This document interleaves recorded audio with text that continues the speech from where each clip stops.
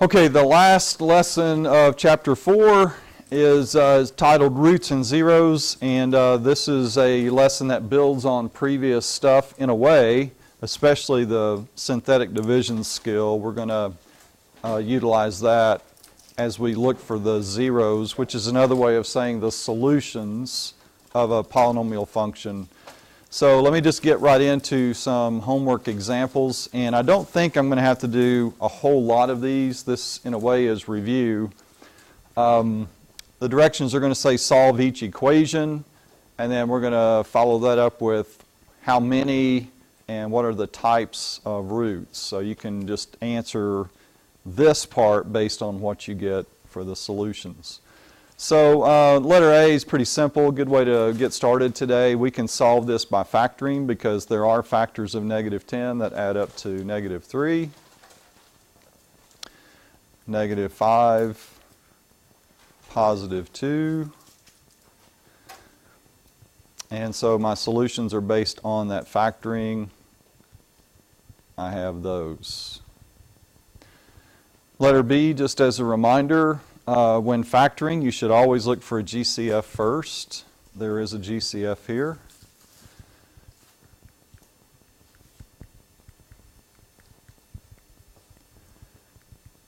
Okay, and so now I'm looking for the factors of 32, working on the parentheses, this trinomial, factors of 32 that add up to 12, 8 and 4.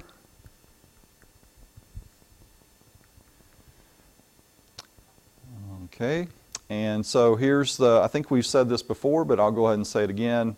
Whatever the degree of the polynomial is, in this case this is third degree, that tells me how many solutions I should come up with. And so everywhere I have x, I've got 3 factors containing x, and these factors lead me to the solutions. If I just let each factor equal 0 and solve, well, that's pretty easy here, because if I let x equal 0, it's already solved. If I let x plus 8 equal 0 and solve, I'll get x is -8, and then this is going to be -4. Okay, and so let's go back up now and say the number and types. Okay, I have 2 rational roots. 2 rational number roots. Here I've got 3 rational number roots.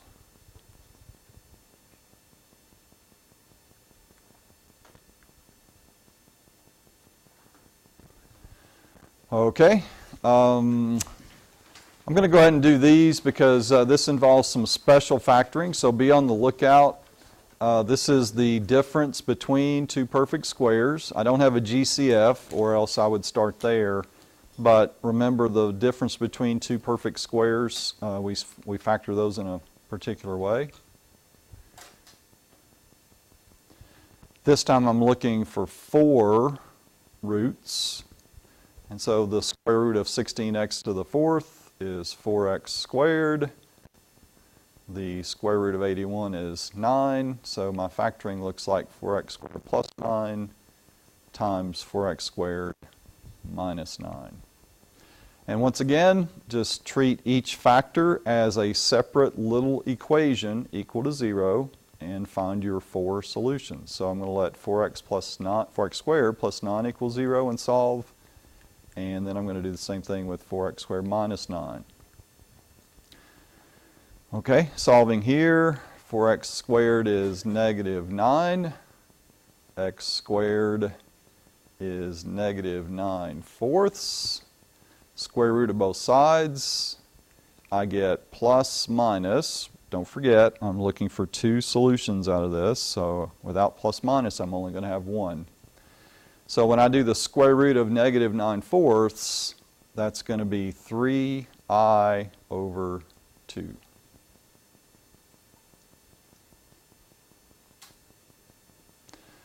Okay, working on this factor, 4x squared equals 9, x squared is 9/4.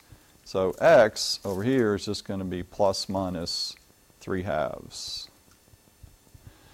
So for the number and types of roots, I have 4 total. We already said that. 2 are complex. 2 are rational.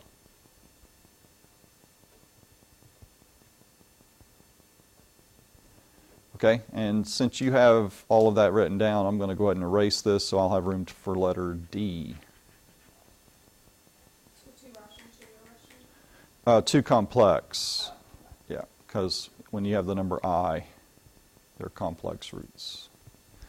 Okay, this involves special factoring, the difference between 2 cubes. So I do the cube roots, and then I base a trinomial off of these 2 cube roots. So it looks like x squared plus 2x plus 4. All right, I'm looking for 3 total solutions. One of them is going to be x is 2. So I have 1 rational root. The other 2 are going to come out of this quadratic equation. And typically, I think I've said this before, when you're factoring the sum or difference of 2 cubes, when you get to solving this quadratic, it's typically not going to factor. You're going to have to use either the quadratic formula, or you could complete the square. We haven't completed the square in a while, so let's complete the square. Okay, so in my binomial squared, it's going to be x plus 1. Notice I divided 2 by 2. And the number that's going to complete the square that adds to both sides is 1. It's 1 squared. And now I do the square root of both sides. Just come up here. Here's the square root of both sides. And now I simplify the square root of -3, and I'm going to go ahead and subtract 1. Just combine those 2 steps. Okay, so I have 2 complex roots to go along with 1 rational root.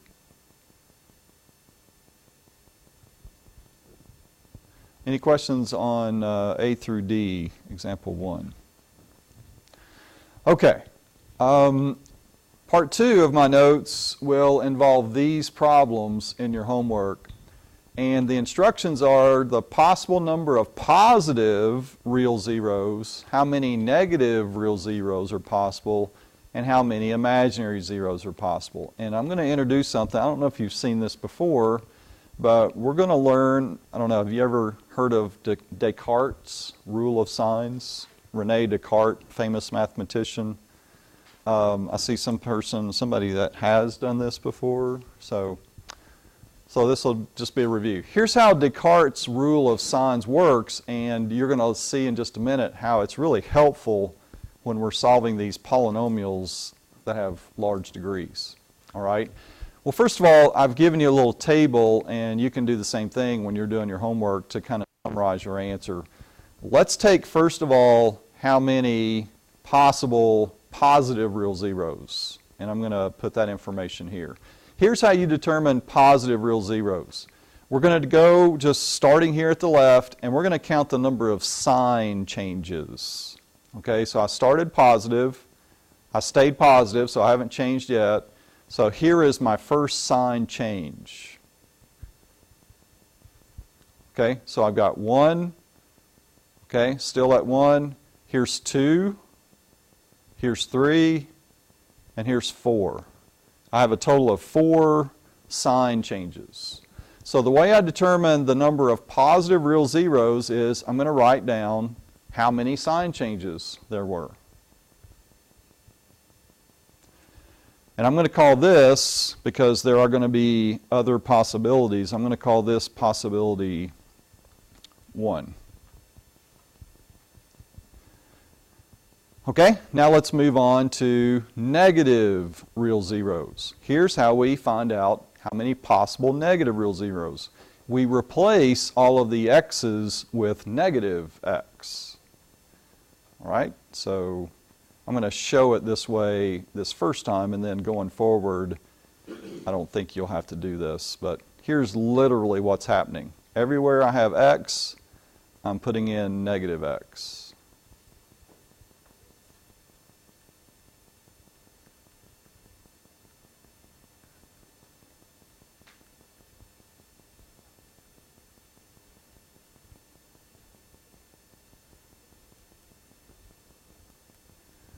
Okay, make sure I got them all. Negative x.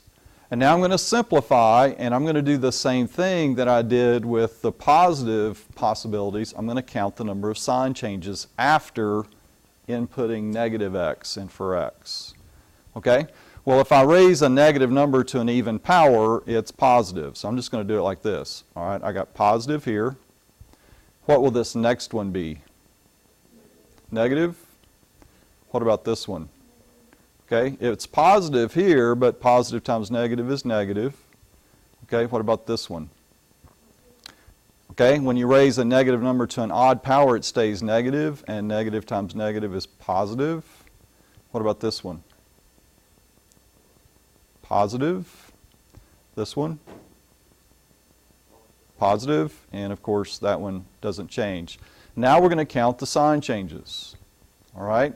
So from positive to negative, that's 1, still negative. Okay, now we switch back, that's 2, and we don't change anymore. So I counted 2 sign changes. So far we have a total possibility of 4 positive real zeros and 2 negative real zeros. Okay? Now before I get to imaginary zeros, I'm going to go ahead and finish these 2 columns because you have to take Descartes, this is his system, and here's what he came up with. Yes, this is a possibility, but there are other possibilities, and the way we come up with those is we subtract 2 from this. So my possibility number 2 will be to subtract 2 from 4, and I get 2. I can also subtract 2 from 2, and I get 0. So when you're thinking about other possibilities and you're down to this part of subtracting 2, here's the rule. You cannot go below 0. And if I had 1 here, I can't subtract 2, obviously, because that would put me in a negative. So you cannot take, if you do the subtraction, you cannot end up with a negative result. Obviously, that probably makes sense. Okay, so now I'm going to jump over to this imaginary column, and this is really made up from looking at all the combinations of these. So let me show you what I mean by that. We're supposed to come up with a total of 6 zeros altogether. Well, if 4 of them are positive and 2 are negative, that means I'm going to have 0 imaginary. Well, let's look at all the possible combinations. What if 2 of them are positive, which is likely here, and 2 of them are negative? That means 2 of them could be imaginary. You're trying to come up with 6, looking at all of the various combinations. Okay? This says 4 positive, no negative. Well, we already got the 2, so we can move on. What's another possibility? Well, I haven't subtracted 2 yet. So remember, I can keep subtracting 2 until I get down to 0. So you're going to keep subtracting 2 until you get to 0, and remember, you can't go below 0. All right? Well, what if I have no positives and 2 negatives? How many imaginary would I have? 4. What if I have no positives and no negatives? Okay? So here's my final answer. The table kind of organizes the possible number of positive real zeros. We'll just spell it out. Are 4, 2, or 0. The possible number of negative real zeros are 2 or 0.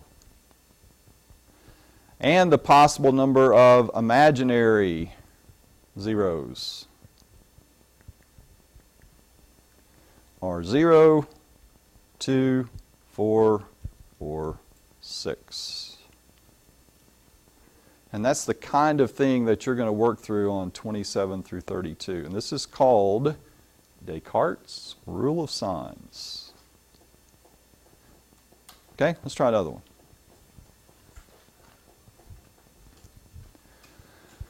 All right, there's our function. We're looking for a total of 5 zeros.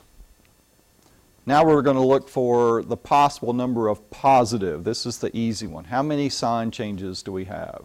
All right, so we start with positive, still positive, still positive. So here's our first sign change. Okay, we're still negative, and then we have another sign change. All right, so far I know that there's a possibility of 2 positive real zeros. And then subtracting 2, I could have another possibility of no positive real zeros. Okay, so let's see if we can mentally picture replacing these x's with negative x to come up with the possible negative real zeros. All right, so if this is negative x, what will this first term be? Negative. Does everybody see that? When you raise a negative number to an odd power, it stays negative, and negative times positive. Okay, what will this be? Positive? What about this one? Okay. Let me get some help. Lakin, what about this one after x becomes negative x? Negative. Katie, what about the next one? Positive, and of course that one stays positive. So let's count our sign changes. We have 1, 2, and looks like that's it. So the same thing is true for the number of possible negative. 1. Oh yeah, I'm sorry. Good catch. Okay, and then staying in this column, subtracting 2, I could have a possibility that I'll have 1 negative real zero. Okay, so now this is really made up of all the different combinations of these. So once you've got the positives and the negatives, just think about all of the various combinations to come up with 5 total. Well, if you have 2 positive and 3 negative, that means you won't have any imaginary. If you have, for example, 2 positive and 1 negative, how many imaginary? And that would also be true for 0 and 3. Okay. What about 0 and 1? Okay. Have we captured all the possibilities? Okay. So now you're ready to write your answer. For positive real zeros, you could have either 0 or 2. Negative, we could have either 3 or 1. Imaginary, we could have 0, 2, or 4. You subtract by 2 every time? You do, unless it's 1. You know, if I started off with a possibility of 1, then I can't subtract 2 there because you can't go below 0. Any questions? Think you got it? Now let's see, you're not going to have to, you don't have that many where you're naming the number of positive, negative, and imaginary, but this is a pretty helpful tool when we start doing stuff like this.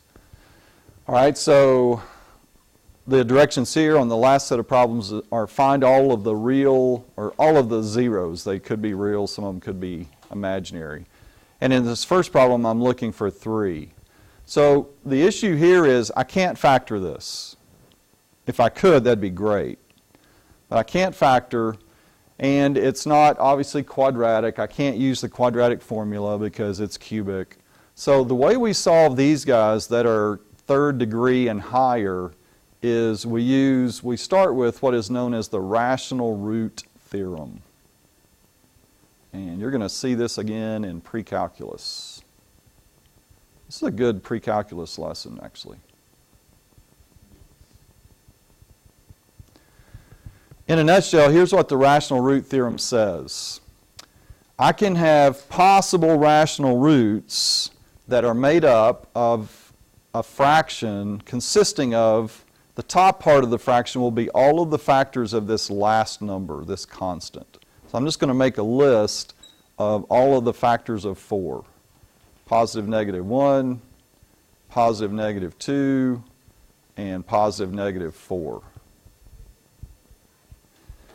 The bottom part of this fraction, to come up with all of the possible rational roots, will be made up of the factors of the first number. And so to keep it easy, to keep it a little more simple, we're going to have functions that have a coefficient of 1 here. If this coefficient is something like 4, we would list all the factors of, well, let's do another example, like 6. We would list all the factors of 6, and then we'd have a bunch of different fraction combinations that would be possible rational roots. But when the coefficient is just 1, then you're going to need to, you're wondering which one of these 6 factors are going to be rational roots. Now let's apply Descartes' rule of signs, because in just a minute we're actually going to have to test these. Well, let's see if Descartes' rule of signs will help us be guided to some good choices. We don't want to test numbers that, if there's not going to be any negative rational roots, then we don't want to test any negative numbers. So this is where Descartes' rule of signs is applied. So let's go back to what we learned previously, and let's just write down how many possible positive rational roots. Well, let's see. We have 1, sign change, 2. Okay, so we could have either 2 or 0. Let's do a little table again. 1 sign change, 2 sign changes. Okay, what about the negative? If we do negative x here, that's negative. Negative x here, still negative. Negative, positive. Okay, so we got a possibility of 1 negative. All right, so that really helps me out in knowing which or what type of root to go for first. And now is where we turn it over to synthetic division. All right, so I have possible numbers to test. I'm looking for 3 roots, and I'm going to start doing a test by choosing numbers out of this numerator, positive or negative 1, positive or negative 2, or 4. Okay, so I'm going to set up a little table. I know this looks a little different than what we've done in the past with synthetic division, but it's still synthetic division, so just follow me. Okay. Across the top, we're going to do the coefficients and the constant, just like we've done in the past with synthetic division. I'm going to list numbers and treat these like we did when the number was in the house. Okay, these will be the numbers that we divide by. And the numbers that I'm going to list down this column will be possible rational roots. Okay, well, let's go back to our table. I know that there's a likelihood that I'm going to have 1 negative root. So I'm going to test a negative number first, like negative 1. Now let's use synthetic division, and if negative 1 is actually a root, this goes back to yesterday's lesson, I should get a 0 remainder. So this last column is going to be my remainder column. Well, let's see if negative 1 is actually a root. So bring down the 1 to start. And now it's synthetic division, but it looks a little different. You're going to multiply this way and then add.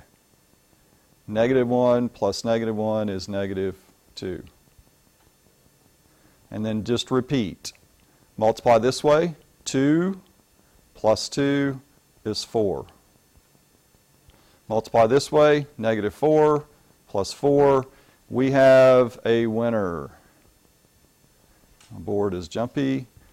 Because since negative 1 gave me a 0 remainder, it is one of my roots. I now just have to find 2 more. Well, what degree do these numbers, what kind of polynomial do these numbers represent in terms of degree? Since I divided into cubic, this has to be quadratic, and it makes this quadratic equation. So now to find my other 2, I don't have to worry about the table anymore. I can just go back to what I've learned in the past about solving quadratics. If this factored, it would be great, but it doesn't. So what am I left with? Completing the square, quadratic formula. I'm going to let you take it from here. You choose your method of choice and see if you can come up with the other two roots. Okay, we're back, and so I went ahead and finished this out for you, and your overall three solutions are, we've already established that -1 is one of our zeros, and the other two will be 1 plus I root 3 and 1 minus I root 3. We just put those together as two solutions here. So we were looking for 3. We found all 3. I hope you were able to, whatever method you chose, maybe you chose to do the quadratic formula, but I hope you were able to come up with those final 2 zeros. All right, so let's move on to another example. And notice that this one is quartic. And so the first thing I'm going to do is I'm going to go ahead, using the rational root theorem, I'm going to list all of the possibilities for rational roots. Okay? So again, that starts by just making a list of all of the factors of this constant. All right, so plus minus 1, plus minus 2, plus minus 4, plus minus 5, plus minus 8, plus minus 10, plus minus 20, and plus minus 40. So we've got several choices. And the denominator, again, we're going to keep it fairly simple to begin with. The denominator will represent all of the factors of the very first number, this lead coefficient. And when that number is just 1, that just means that our choices are going to be all of these numbers in the numerator. 6, 7, 8. So there's really 16 different choices. And these are numbers. These represent numbers that I'm going to test in synthetic division. Okay, these would be numbers in the house. And I'm looking for the number to begin with that gives me a 0 remainder. But let's narrow our choices down a little bit, numbers that we really want to test, by taking a look at Descartes' rule of signs. Okay, so once again, I'll just make our little table over here. Not really too concerned yet about the imaginary column in this, unless I got, obviously, if I got 0 possibilities for positive and negative, then that would tell me that none of these are going to be zeros. But I don't think that's going to happen in your assignment. Okay, so how many sign changes do we have? 1, 2, 3. We have 3 sign changes, so that means I've got a possibility of 3 positive roots or 1 positive root. Remember to subtract 2. For the negatives, okay, if I let these x's be negative x, it's still going to be positive here. This would also be positive because when I cube negative x, it's negative, and negative times negative is positive. This is going to stay positive. This becomes negative, and I've already got negative here. So as far as my sign changes, I just have 1. Okay, well that's big information. That's pretty key information because I've got the possibility of 3 positives or 1 positive, but I know I'm going to have 1 negative. So I'm going to start with my negatives, and I typically just start pretty low. And so here I'm going to set up my table to represent the synthetic division process. And across the top of this table, I'm going to put the coefficients. And across down here, I mean, you could go ahead and list all 16 if you want, but again, we're going to try to narrow our choices down to where we know, have a pretty good educated guess on what numbers to test. And the goal is to find the number out of this list that gives me a 0 remainder. That represents a root. So let's just start with -1. And we're going to start with negatives first based on Descartes' rule of signs. Multiply this way. -1 plus -6 is -7. multiply this way, 7 plus 6 is 13. Negative 13 plus 24 is 11. And I can see already I'm not going to get 0, but I'm going to go ahead and finish it anyway. Negative 11 minus 40, or plus negative 40, is negative 51. So I'm just going to go with the next negative. And let's see what we get. All right, bring down the 1. Negative 2 plus negative 6 is negative 8. This makes 16 plus 6 is 22. Negative 44 plus 24 is negative 20. And 40, when I multiply this way, I get 40 plus negative 40 is 0. So one of my 4 zeros is negative 2. Okay, so I'm going to use what's left. These numbers represent a cubic. Remember, it's a depressed polynomial. It just means it goes down by 1 degree. So maybe I'll just come off to the side here to give myself a little bit of room. So this represents x cubed minus 8x squared plus 22x minus 20. Okay, so once again, now I'm looking for 3 roots. And if you notice your sign changes, your Descartes rule of signs, just go to a different color. I've got 1, 2, 3. Okay, so that doesn't change. Obviously, none of this should change. And so, once again, I know I've already found my negative root. So now I'm going to rule out negative choices to plug in or to test. I'm only going to test positives. Okay? And so sometimes I'll just think like this. If negative 2 worked, then I wonder if positive 2 will work. All right, so let's just test positive 2. And across the top, 1, negative 8, 22, negative 20. Bring down the 1. 2 plus negative 8 is negative 6. Negative 12 plus 22 is 10. Sure enough, 20 plus negative 20 is 0. So to go along with negative 2 as a root, I now know that positive 2 is also a root. So I'm halfway there. And the way I'm going to find the other 2, these numbers represent a quadratic equation. And a lot of times these quadratic equations, when you get down to this point, they can't factor. There are no factors of 10 that add up to negative 6, so you can use either the quadratic formula or the square, completing the square. Sorry about that. I think I'll just go ahead and use the quadratic formula here since we did completing the square previously. So opposite of b plus minus square root b squared minus 4 times 1 times 10 all over 2. And now we just need to work on simplifying. 6 plus minus, this is the square root of negative 4. So let's just go ahead and make that become 2i over 2. And we need to simplify. So this is going to be 3 plus minus I. Okay, so negative 2, positive 2, 3 plus I, 3 minus I will make up all 4 of the solutions.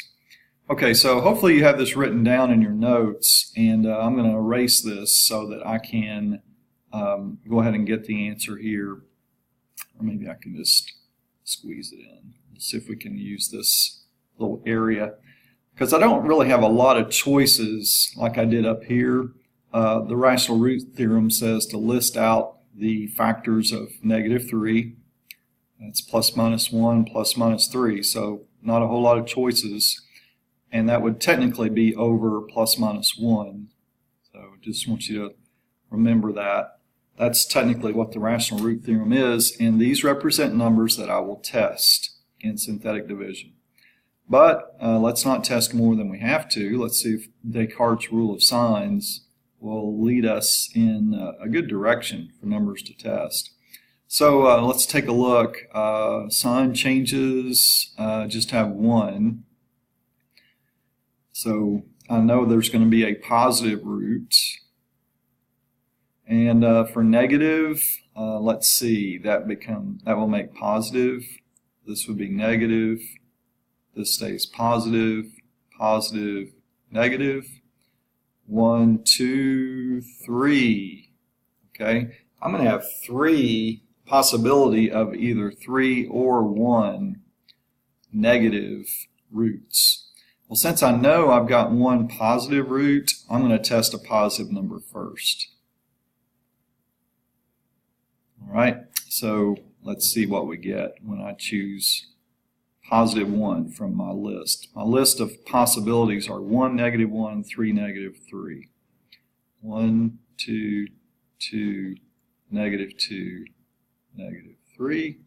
All right, synthetic division. 1 plus 2 is 3. 3 plus 2 is 5. 5 plus negative 2 is 3. 3 plus negative 3 is 0. All right, I found one of my roots. This represents a cubic polynomial, x cubed plus 3x squared plus 5x plus 3. And I think I'm going to go to a new slide because I'm getting far down on the screen. X cubed plus 3x squared plus 5x plus 3.